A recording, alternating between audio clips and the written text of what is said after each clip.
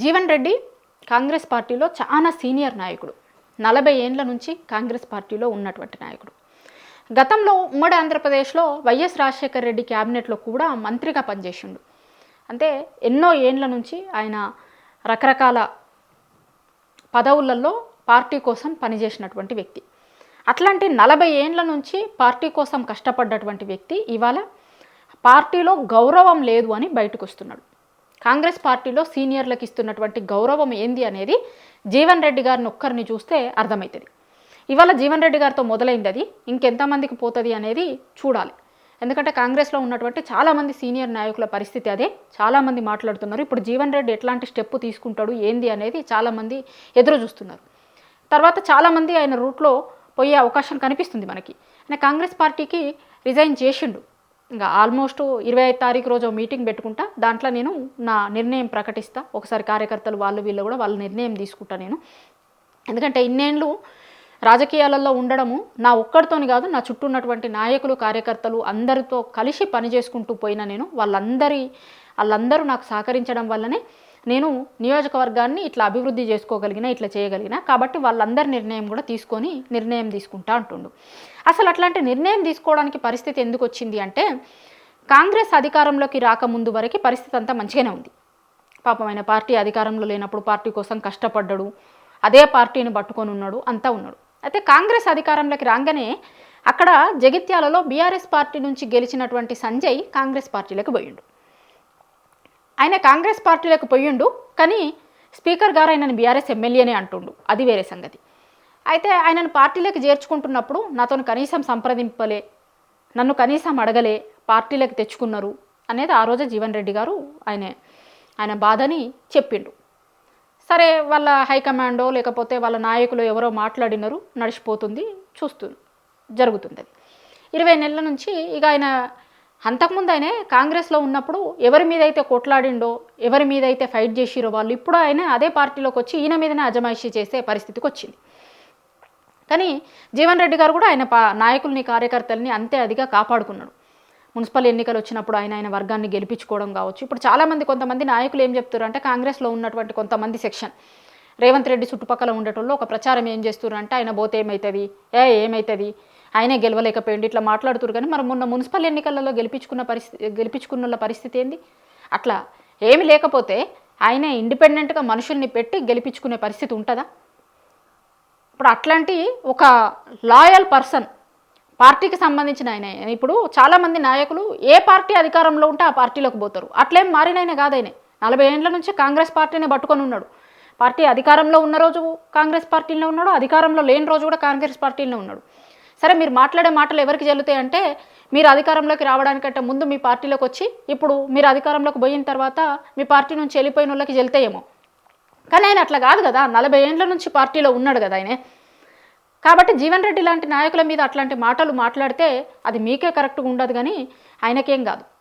ఆయన చెప్తున్న మాట ఏంది? నాకు గౌరవం లేదు, గౌరవం లేని దగ్గర ఉండాల్సినటువంటి అవసరం లేదు, నేను ఉండే అవకాశం కూడా లేదు.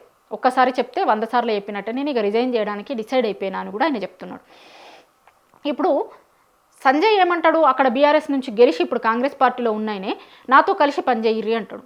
అంటే జీవన్ రెడ్డి గారు ఏమంటారు అంటే, ఆయన బీఆర్ఎస్ ఎమ్మెల్యేతో కలిసి కాంగ్రెస్ మనుషులు ఎట్లా పనిచేస్తారు? నిజమే కదా ఆయన అడుగుతుంది.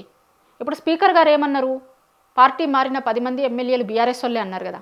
ఆ లెక్కన ఇప్పుడు అక్కడ బీఆర్ఎస్ పార్టీ నుంచి గెలిచినటువంటి ఎమ్మెల్యే కాంగ్రెస్లో చేరిననే బీఆర్ఎస్ ఎమ్మెల్యేనే కదా. మరి ఇంకా బీఆర్ఎస్ ఆయనతో కలిసి కాంగ్రెస్ పార్టీ వాళ్ళు ఎట్లా పనిచేస్తారు? ఆయనతో కలిసి పనిచేయాలంటే ఎట్లా సాధ్యమవుతుంది?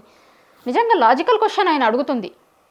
ఎట్లా సాధ్యమవుతుంది? ఆయన ఒక పార్టీ నేను ఒక పార్టీ నేను ఎట్లా కలిసి పనిచేస్తా అంటుండు. అది లాజిక్గా కరెక్టే. ఎట్లా పనిచేస్తారు? ఆయన కాంగ్రెస్ అయినా కాదు కదా, బీఆర్ఎస్ అయినా కదా, మీరు చెప్తుందే కదా. అట్లా ప్రతి సందర్భంలో కార్యకర్తలకు సంబంధించిన ఇష్యూలో కావచ్చు, ఇంకా రకరకాల సందర్భాలలో కూడా ఆయన వర్గానికి, జీవన్ రెడ్డి వర్గంకి వాళ్ళ మనుషులకి టికెట్లు ఇచ్చేది లేదు, పనులు చేసేది లేదు, ఏం లేదు. ఇట్లనే పొమ్మని లేక పొగబెట్టేటువంటి ప్రయత్నం చేస్తున్నారు. ఏం లేకుండా ఉండొచ్చు, ఇప్పుడు అధికారం లేకున్నా కూడా నేను పార్టీలో ఉన్నా, అధికారం లేనప్పుడు కూడా పార్టీలో ఉండొచ్చు, కానీ గౌరవం లేని దగ్గర ఉండే పరిస్థితి లేదు.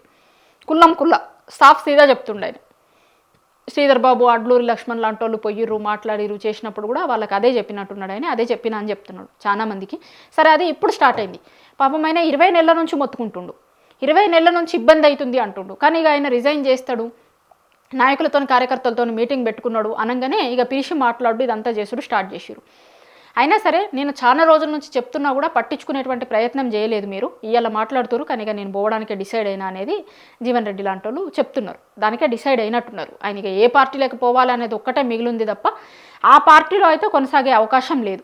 ఆయన చాలామందికి ఆయన ఒపీనియన్ చెప్పినట్టున్నాడు వాళ్ళ హైకమాండ్కి, ఆయన దగ్గరికి పోయినటువంటి మంత్రులకి, ఇంకా మాట్లాడుతున్నటువంటి ఎమ్మెల్యేలకు, ఆయనకి దగ్గరగా ఉన్నటువంటి నాయకులు ఉంటారు కదా, చాలా సీనియర్ నాయకులు కదా, చాలా సీనియర్లు, ఎప్పటి నుంచో పార్టీలో ఉన్నటువంటి వాళ్ళు, ఇప్పుడు కాంగ్రెస్ పార్టీలో ఉన్నటువంటి సీనియర్ నాయకులు కూడా ఆయన దోస్తులు ఉండుంటారు. అట్లాంటి వాళ్ళు కూడా మాట్లాడుతుండొచ్చు. కానీ ఆయన అందరికీ ఒకటే చెప్తుండట, ఆత్మగౌరవం లేదు నాకు, తెలంగాణ సమాజం దేన్నైనా తట్టుకుంటుంది కానీ ఆత్మగౌరవం పోతే తట్టుకోదు, నాకు గౌరవం లేదు, ఇడ గౌరవం లేని చోట ఉండాల్సినటువంటి అవసరం కూడా నాకు లేదు. కాబట్టి ఇక మీకు ఒక దండం, నేను ఉండే పరిస్థితి లేదు, ఉండను అని ఖరాఖండిగా నిక్కచ్చిగా చెప్పిండు. దాదాపుగా ఆయన రాజీనామా 25 తారీఖు రోజు మీటింగ్ పెట్టుకొని ఆయన నెక్స్ట్ కార్యాచరణ ఏంటిది అనేది చెప్పే అవకాశం ఉంది. కానీ కాంగ్రెస్ నాయకులు బయటికి ఇప్పుడు మేకపోతు గాంభీర్యం అంటారు చూసిరా, అట్లా మేకపోతు గాంభీర్యం లెక్క ఆయన పోతే ఏమవుతుంది అది ఇది అన్న లెక్క మాట్లాడుతుండొచ్చు. కానీ వాళ్ళకు కూడా తెలుసు లోపల పోతే ఏమవుతుంది. అధికార పార్టీలో ఉన్నటువంటి ఒక నాయకుడు పోయి ప్రతిపక్ష పార్టీలకు పోవడము అంటే అది అధికార పార్టీకి పెద్ద నామోషి. అధికార పార్టీకి ఎవరైనా రావాలని కోరుకుంటారు. చిన్న చిన్న నాయకులు, కార్యకర్తలు, కింది స్థాయిలో ఉన్నటువంటి వాళ్ళు కూడా అధికార పార్టీలకి చేరాలనుకుంటారు.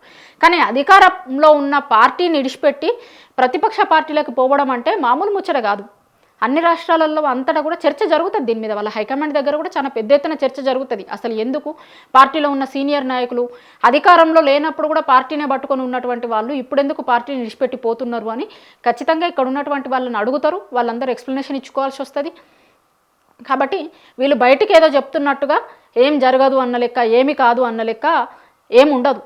అది వాళ్ళకు కూడా తెలుసు, ఎంత డ్యామేజ్ జరుగుతుంది, ఏమవుతుంది అనేది వాళ్ళకు కూడా తెలుసు. కాకపోతే ఏంటంటే ఏదో మేకపోతు గాంభీర్యం ప్రదర్శిస్తున్నారు. కానీ జీవన్ రెడ్డి లాంటి నాయకులు కాంగ్రెస్ పార్టీని వీడడం అనేది కాంగ్రెస్ పార్టీకి ఖచ్చితంగా నష్టం చేసేదే. ఆయన లాంటి నాయకులు పార్టీని ఇడిచిపెట్టి పోతున్నారు అంటే ఖచ్చితంగా చాలామంది ఆలోచిస్తారు. ఎంత ఇబ్బందులు పడితే, ఎంత ఆత్మక్షోభ పడితే, ఎన్ని అవమానాలు పడితే ఆయన ఇవాళ అట్లాంటి నిర్ణయం తీసుకున్నాడు అనేది కాంగ్రెస్ పార్టీలో ఉన్నటువంటి కార్యకర్తలతో పాటు తెలంగాణ సమాజం కూడా ఆలోచిస్తుంది. ఆయనకు జరిగినటువంటి అవమానాలను ఒక్కసారి ఏం జరుగుంటుంది, ఎందుకోసం ఆయన ఇంతటి కఠినమైన నిర్ణయాన్ని తీసుకోవాల్సి వచ్చింది అనేటువంటి దాని మీద తెలంగాణ సమాజం కూడా ఒక్కసారి ఆలోచిస్తుంది. దాని మీద చర్చ అయితే పెద్ద ఎత్తున జరుగుతుంది.